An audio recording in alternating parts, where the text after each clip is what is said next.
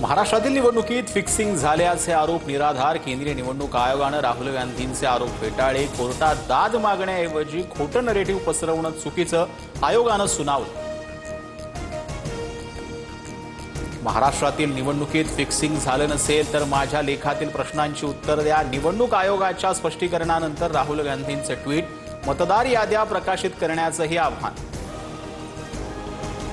राहुल गांधींना खोटं बोलायची सवय लागली आहे। राहुल गांधींनी सत्य स्वीकारावं। मुख्यमंत्री फडणवीसांची राहुल गांधींच्या लेखावर प्रतिक्रिया। लेखाला लेखानं उत्तर दिलं जाईल, फडणवीसांचा इशारा।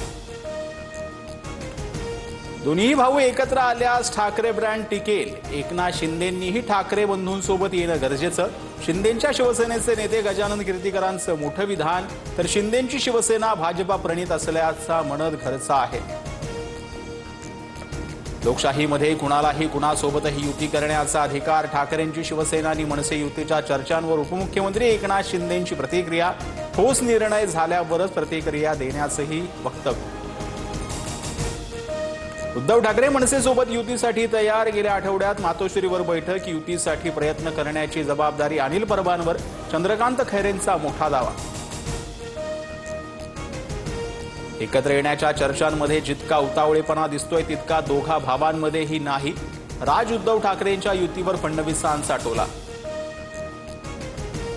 पांडुरंगाची इच्छा असेल तर आषाढीपर्यंत बहीण भाऊ एकत्र येतील। राष्ट्रवादी एकत्र येण्याबाबत अमोल मिटकरींचं मोठं विधान।